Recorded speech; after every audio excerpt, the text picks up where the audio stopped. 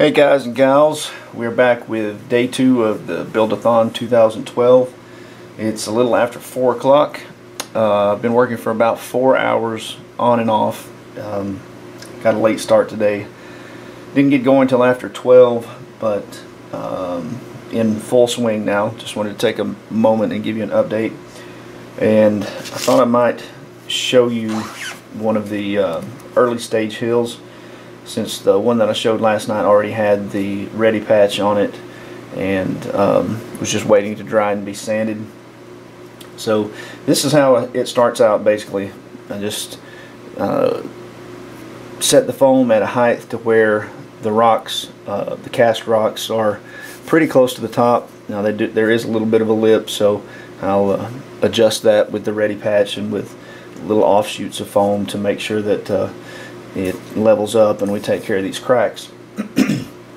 Now, as far as taking care of the cracks themselves, I'll just take little offshoots or miscasts and a pair of sprue clippers. This stuff cuts or breaks very easily. Just break it, find a piece. It's kind of like a puzzle. Just find an area where it looks like it would go, drop a little dollop of hot glue on it, stick it on, and then it's ready to be filled in with the ready patch. So that is how I do the hills, and I'm attaching the big pieces to the hills with the heavy duty liquid nails, and I'm using the hot glue in a few different places just to make sure that it initially attaches to give the time, or excuse me, to give time for the liquid nails to dry. And rubber bands, they really don't do a whole lot, but keeps it from moving out of place. So that is all for that. I'll be continuing to work on the hills for the next few hours. Hopefully I can get these, at least all of the hills done and attached to the table today. That's my goal, at least. And as we did last time, I'm going to address the comments that were on the last video. Big D's brush.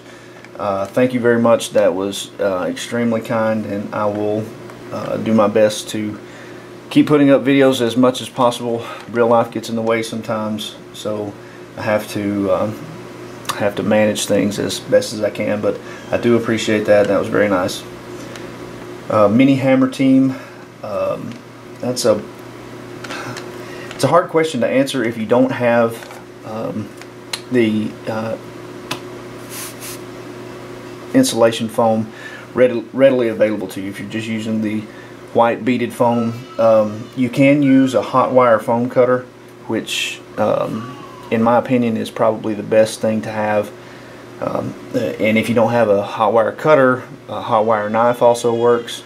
Hot Wire Foam Factory or Woodland Scenics, either one. I would recommend both.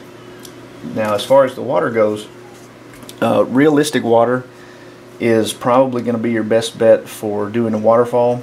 Now, you can pour this onto a flat surface, let it dry, and then just peel it up and stick it onto your piece for the waterfall section.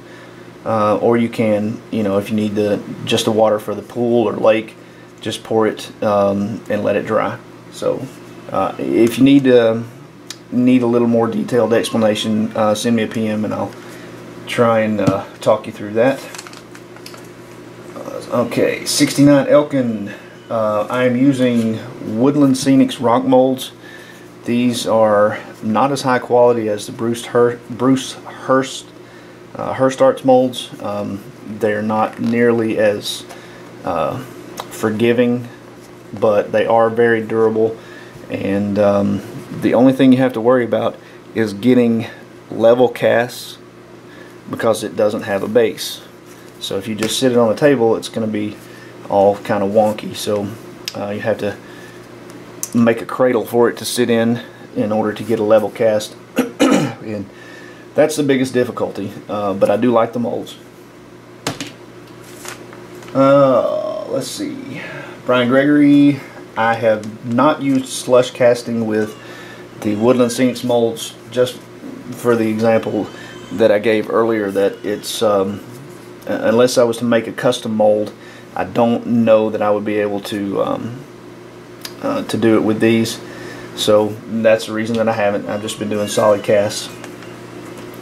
More NACA 101. I just showed a minute ago how I line up the seams. Just get it as close as possible. Take some ready patch and a toothpick and go along the insides. So once it dries, it looks like it's one piece. Not a magician, although I play one on TV. Minton Matthews III. This is the insulation foam that you get at Lowe's. It used to be blue. I don't know when they changed to the green, but about a month or so ago when I went to restock, they weren't making the blue anymore. At least here in Georgia, it's this green eco-friendly stuff now. Same exact thing. I don't know if it makes a difference, but so far it looks just like the same foam, just a different color. And oh, by the way, I checked out your YouTube site, and man, you have some incredible art. You have all my admiration in the world for that. Okay, next, Highland Terrain.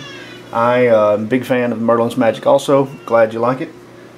And Josh Lee, thank you very much. I appreciate your comment as well. So, final thoughts, especially on 2-day builds.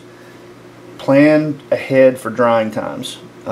That's really kind of setting me back, or making things take a little bit longer than what they should. But that's my one piece of advice.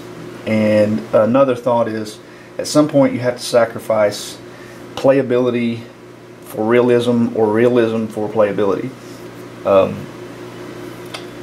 That's just kind of a judgment call. Now, does this look like a realistic formation that you would find out in nature? Maybe, to a certain degree. Probably not. You know, these hills would probably be much taller. You wouldn't have as much of a flat surface, but for gaming purposes, that's kind of where you have to draw the line. Model railroading, you have a little bit more of flexibility because it's just a diorama that trains are running through. You're not actually picking up and moving people around on the hills. So for us, for wargamers, kind of have to make a sacrifice and get as much realism as possible, but still make it playable in the end. So that's the update for today. Sorry I got a little long-winded, but I will update you again soon. Thanks.